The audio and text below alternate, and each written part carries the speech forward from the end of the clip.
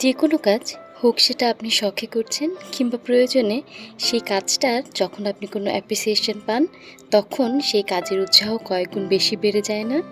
আমার তো তাই হয়। আসসালামু আলাইকুম। হোম হারমোনি বাই সারিনে আপনাদের আরও একবার স্বাগতম জানাই। আজকে সকাল থেকে আমি অনেকগুলো কাজ করে ফেলেছি, তবে সব কিছু তো আর শেয়ার করা যায় না। তাই আজকের ভিডিওটা শুরু করছি বেশ অনেকখানি বেলা হয়ে যাওয়ার পর থেকেই।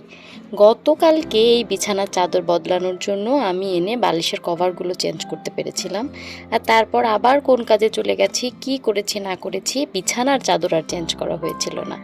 তো আজকে সকাল করে সব কাজ সেরে আগে এসেছি বিছানার চাদরটা চেঞ্জ করতে। এদিকে রান্নাঘরের কাজও কিন্তু পাশাপাশি চলছে। আমার হেল্পিং হ্যান্ড আপুকে দিয়েছি কিছু আলু এরকম স্লাইস করে কেটে দেওয়ার জন্য। এগুলো দিয়ে আলুর চিপস বানাবো। আর সেই সাথেই সবজি টবজি সব কিছু কেটে বেছে একদম রেডি করা।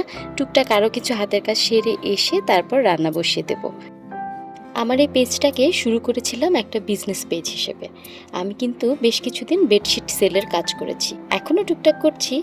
তবে এই পেজে কাজ করতে করতে আমি দেখলাম আমার আগ্রহটা আসলে অন্যদিকে। বেডশিট সেল করার থেকে বেডশিট রিলেটেড বা ঘর গোছানো রিলেটেড ভিডিও বানাতে আমার বেশি মজা লাগে।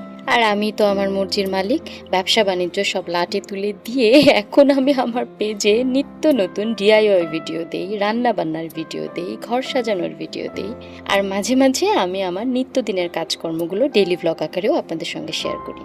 মাঝে মাঝে একটু কনফিউশন লাগে যে আমার এই রোজকার রান্না বান্না একই কাজকর্ম এগুলো আসলে কেউ কেন দেখবে, আর কতদিনই বা দেখবে।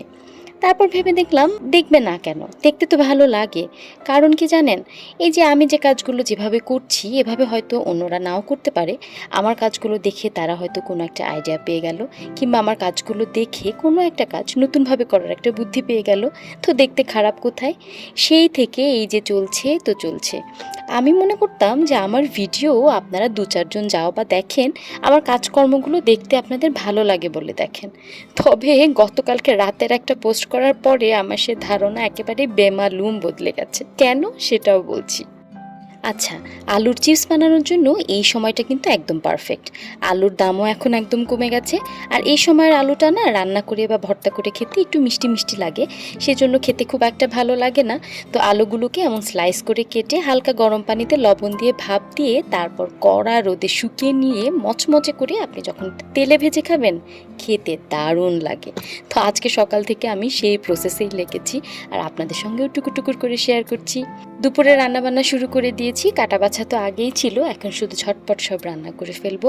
তার আগে একটা জিনিস দেখাই চলেন। গতকালকে ফ্রিজে পানি রাখার জন্য আমি কিছু দুষ্টু পানির খালি বোতল কিনে নিয়ে এসেছি।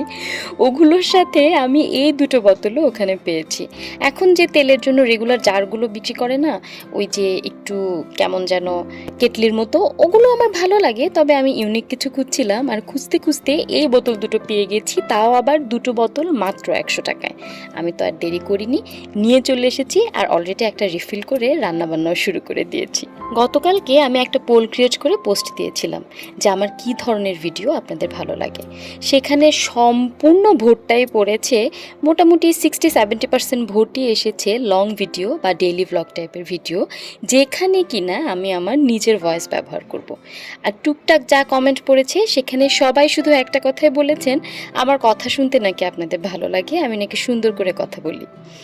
এই ব্যাপারটা শুনে আমি বেশ অবাক হয়ে গেছি। আমার ডেইলি ভ্লগগুলোতে আমি তো কী সব এলোমেলো বকবকি করতে থাকি, না তো কোনো স্ক্রিপ্ট আছে আর না কোনো আগামাথা আছে। কিন্তু এখন তো দেখছি আপনাদের আমার কাজের থেকে আমার কথা শুনতেই বেশি ভালো লাগে। যাই হোক, আলহামদুলিল্লাহ। আপনারা যে আপনাদের এই সুন্দর মতামতগুলো আমাকে জানিয়ে যান, আমি আমার কাজ দিয়ে হোক কিংবা আমার কণ্ঠ দিয়ে হোক আপনাদের মনে এতটুকু জায়গা করে নিতে পেরেছি, এটুকুই আমার প্রাপ্তি। আর আপনারা আমার জন্য সব সময় দোয়া করবেন, আমি যেন আপনাদের মনের একটুখানি জায়গা সব সময় ধরে রাখতে পারি। আমার মতো সামান্য ক্ষুদ্র একজন মানুষের জন্য এটুকুই সব থেকে বড় প্রাপ্তি। আজকে বিদায় নিয়ে নিচ্ছি, সবাই ভালো থাকবেন। আল্লাহ হাফেজ।